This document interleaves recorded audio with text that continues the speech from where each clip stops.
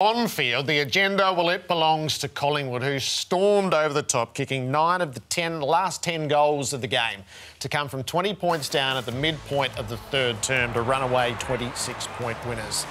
There was a lot to like about Collingwood early, but they just didn't have the poise around goal, and Melbourne were far more clinical to set themselves up with an early lead. Yeah, they were. It's all about, you know, character's all about a lot of things in footy. One of it's taking the opportunities. A quarter time, I don't know if McRae would have gone crazy at him. He just one touch. Yeah, just take care of the ball a little bit more, because everything else was going really, really well for him. Not everything was going really well. That wasn't going great for Isaac Quainer. Would want that back. But they got a couple of easy goals. They got a couple of lucky goals. But early in the second quarter, I thought Melbourne threw absolutely everything at them, and they couldn't move the ball, Collingwood. And then in the last 15 minutes of that quarter, Jared, I think they kicked 4 goals in 5 entries. They were able to get run through the arcs. You would have been calling the game and suddenly your voice would have gone a bit higher. Look what's happening. It's a really good brand of footy. Opportunistic goal at the start of the second half for Viney. Myercheck and Cox in this third quarter. So Mason Cox had won the medal once before. That was a calamitous moment for Moore and Pickett, who hadn't been able to get a sniff, just the right place at the right time. It looked like they were sort of just pushing their way clear, but Cox... Look at that. He dropped those 2 marks early. He was absolutely in the game. He switched on ball.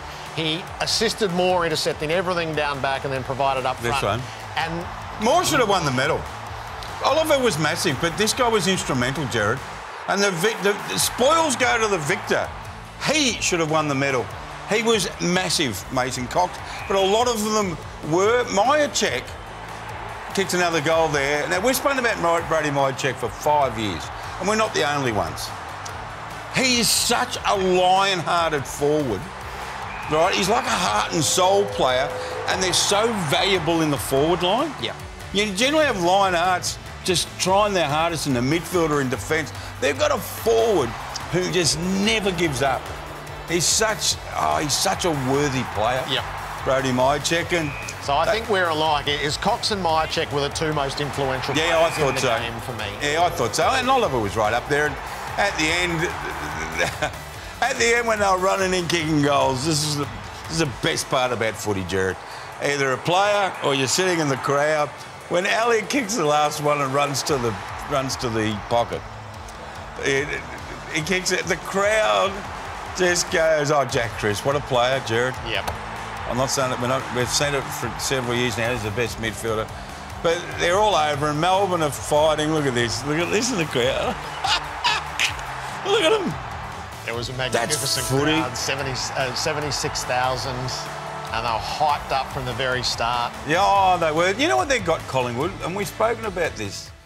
Keep saying that we've spoken about them. But we had McRae in last week, and I asked him a bold question.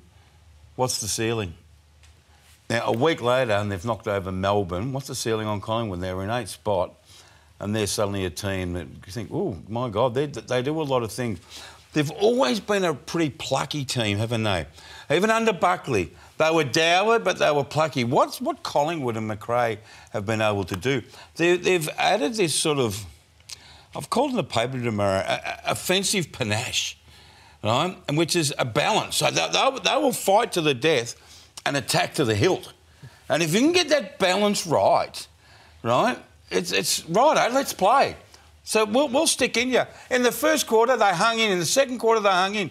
Third quarter was tight, and then they ran over them. I mean, they've got a lot of pluck, is the word I've used. That's a good phrase, fight to the death and attack to the hilt. So they're 8-5. And that very quick, everyone gets coy about finals at this stage, but they have given themselves a huge opportunity as they reach the bye. Craig McRae was asked about the finals tonight. You start talking about finals now that you get to the mid-season bye, you come back round 15, has it become a focus? Well, not if you're process-driven like we are. We don't really talk about winning too often either. I talk about winning habits, but we don't talk about winning too often. We just talk about our processes to be who we are. And, you know, we're seeing that our best can be really competitive, but we're growing as well week to week. So that'll be the message. Is there a point, though, where it becomes a carrot for the players? Like something you can actually motivate them on? I mean, obviously they want to play finals, but at some point it's going to come a realistic goal? I'm not sure. I can't speak for what the players are talking about, but what I will speak to is that I can just see our players believing. They're growing and believing in what we're doing. So belief can be really powerful, which can be a motivator. There might be nothing more powerful than growing belief. When they lost to the Bulldogs on that Friday night, I thought, OK, this is the grind of winter. Well, they've played 4 since. Right. And they beat Fremantle by 36, Carlton by 4, Hawthorn by 4 and Melbourne by 26. Wow. So they have peeled off 4 in a row, thrillers in there, the highest quality of opponents in 2 of them, and they have forged forward to this 8 and 5 position. They'll be devilishly hard to keep out.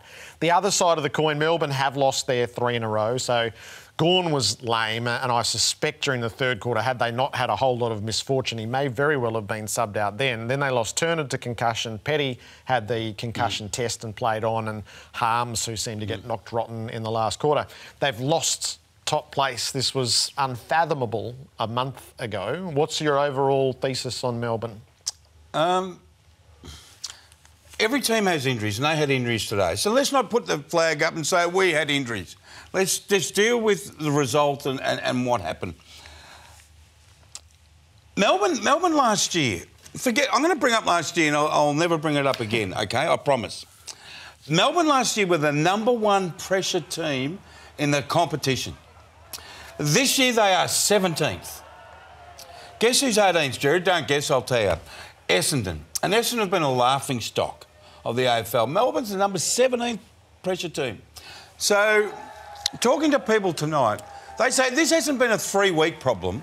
This has been a 7-8 week problem for Melbourne. And everyone's going to say, oh, what's wrong with Melbourne? Smarter people than me have been saying, hey, they've got some troubles down there. They can't defend and they're not pressuring.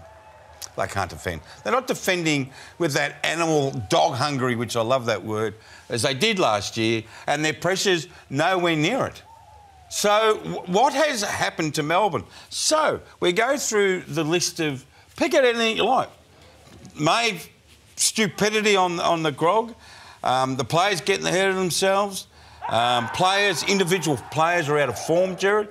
Ben Brown still frustrates. Kasiah Pickett's not touching the pill in the forward pocket. Christian Petrarca's gone off a little. He was pretty solid today, but that miss in the goal square from Christian, that doesn't happen. So if you actually look at them as a whole, they're not doing the great team things. And if you look individually, if they didn't have Gus Brayshaw today in defence, they would have lost by 60 points, Jared. He was absolutely huge. So, yeah, they've got some issues, but they're more than that. They're in trouble. Their game is in trouble.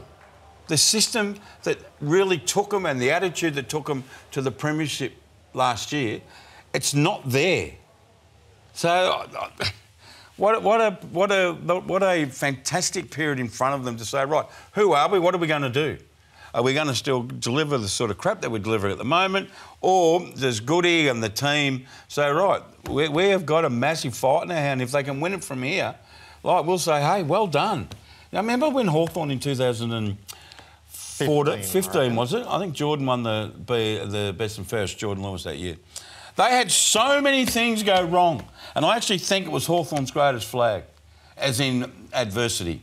OK? I mean, we all know that 89 was the greatest grand final, but they've got some challenges in front of them and they have to change the way they play because they're not playing top 4 football. So they've got a lot in their plate. It has blown the season wide open the past 3 weeks, that much is for sure. So